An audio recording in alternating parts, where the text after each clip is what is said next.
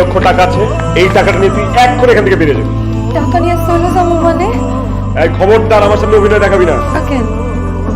সারা দুনিয়াও যদি আমার নামে লিখা দেন তবু আমি আপনারে ছাড়া কোথাও যাব না। তোরে আজকে আমি জানে মাইরা ফেলাবো রে। মারেন, মাইরা ফেলেন, আপনার হাতে মরলে আমি নিজের ধন্য মনে করবো। দেখ তুমি ভাবলে কিভাবে যে আমি এই থার্ড ক্লাস ছোট লোকটার সাথে একই টেবিলে বসে নাস্তা করবো? আসিফ, ও তোর স্ত্রী, ওকে তুই ছোট লোক বলছিস কেন? ওকে আমি আমার স্ত্রী হিসেবে মানি না।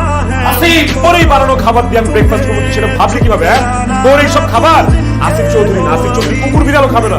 আসিফ, চিৎকার করবা না ড্যাড।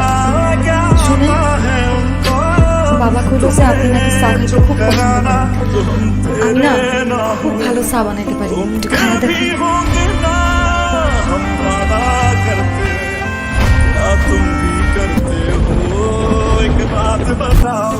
আপনার রুটি রুজির জায়গা, এখানে বসে আপনি বন্ধুদের লগে মদ খাইতেছেন? এটা আমার বাপের অফিস, আমি এই অফিসে মদ খাবো, জুয়া খেলবো, বেরে আপত্তি করবো। তোর ব্যাপারে কি?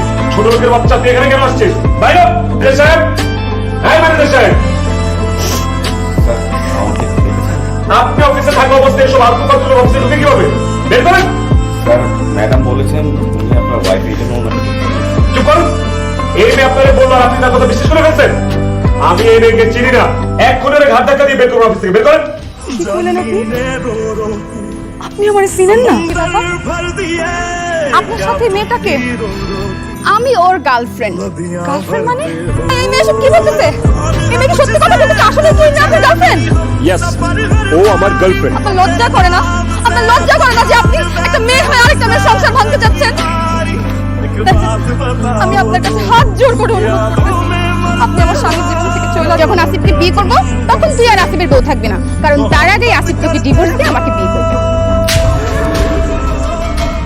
খবরদার, আমার স্বামী আমাকে ডিভোর্স দিবে এই কথা যদি আরেকবার মুখ দিয়ে উচ্চারণ করিস আমি তোর জিভ টেনে ছেড়ে। যদি অফিসের এমডি ছেলে না হই, আমার ড্যাড যদি অফিসের এমডি না হয়, তাহলে অফিসের এমডি কে?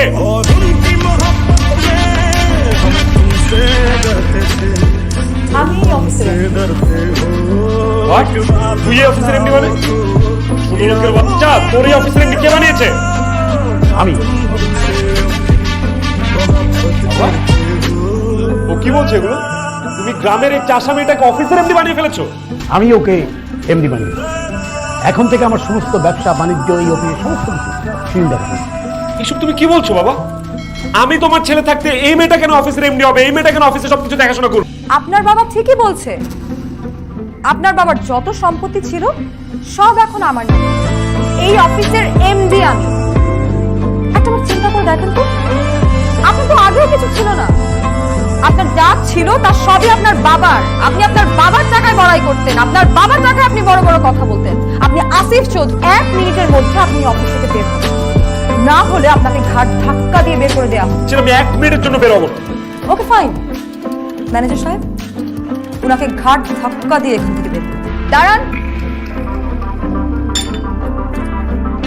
আপনি বাড়িতে ঢুকেছেন কোন সাহসে? আমার বাড়িতে আমি ঢুকবো, কার সাহসে ঢুকতে হবে কেন? কি বললেন আপনি? এটা আপনার বাড়ি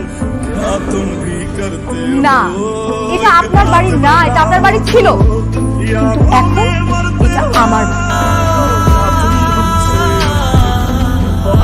বাড়ি।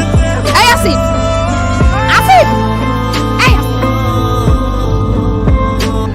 একটু পথে ফকির হয়ে গেলাম। তুমি আমাকে তোমার সাথে নিয়ে চলো না, আর আমি তোমাকে বিয়ে করবো। আমাকে নিয়ে যাও। এই ফকিনের বাচ্চা আছে, তুই ভাবলি কি করে তোর মতো একটা ফকিনের বাচ্চাকে আমি বিয়ে করব যার বাপের কিনা কিচ্ছু নাই? যে গার্লফ্রেন্ডকে এত ভালোবাসতা, দামি দামি গিফট কিনে দিতা, বাবার লাখ লাখ টাকা খরচ করতা, সেই গার্লফ্রেন্ড তোমাকে ছেড়ে চলে গেল। এখন বুঝতে পেরেছি তোমার সাথে আমার কিছু হিসাব কিতাব বাকি আছে। আগামীকাল সকাল 10টার মধ্যে তোমাকে আমি আমার অফিসে কিসের সরি? হ্যাঁ, এই এই বাইরে যান, যান।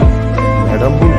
আমি এই অফিসের এমডি, আপনি আমাকে ম্যাডাম বলবেন, আর এখন ম্যানেজার যেটা বলেছে সেটা করেন। যান।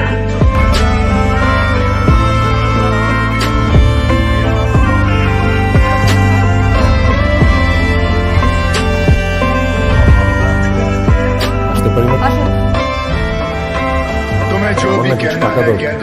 আমাকে কিছু টাকা দিবে? আচ্ছা। আজকে দুপুরবেলা কি খাবো সেটাও আমি জানি প্লিজ আমাকে কিছু টাকা দেন টাকা আমি আপনাকে দিব না, আপনি আমাকে টাকা দেবেন। আমি টাকা দিব মানে আমরা হিসাব করে দেখেছি যে গত 1 বছরে আপনি আপনার ব্যক্তিগত কাজে অফিসের অ্যাকাউন্ট থেকে 50 লক্ষ টাকা নিয়েছেন।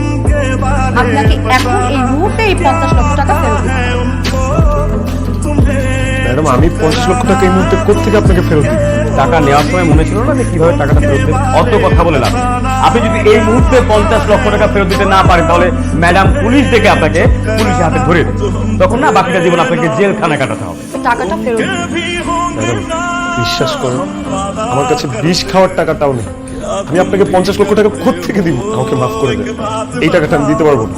মাফ চাই ফকির মিসকিন রাসিল। ভাগ্যের কি নির্মম পরিহাস দেখুন। সময় আপনি আমাকে ফকিরনির বাচ্চা বলতে বলতে এখন নিজেই ফকির হয়ে গেছে। কিন্তু আমি আপনাকে মাফ করব। ম্যানেজার সাহেব বুঝতে পেরেছি উনি টাকা দিতে পারবে না, আপনি এক্ষুনি পুলিশকে কল করুন।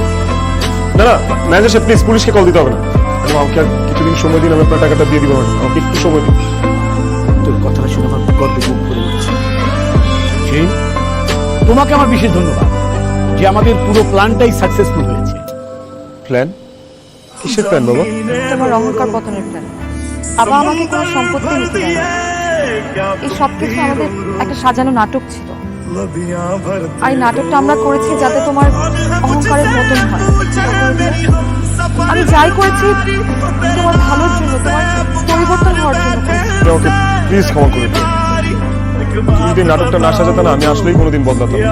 এই বড় লোকের অহংকারী ছেলে হয়ে থাক কোনোদিন তোমার সাথে খারাপ ব্যবহার করবো। তুমি আমার যোগ্য স্ত্রী, কোনোদিন তোমাকে অবহেলা করবো না, অপমান করবো। বাকিটা জীবন আমি তোমার এই 2 হাত ধরে পার করে দিতে চাই। Sorry please.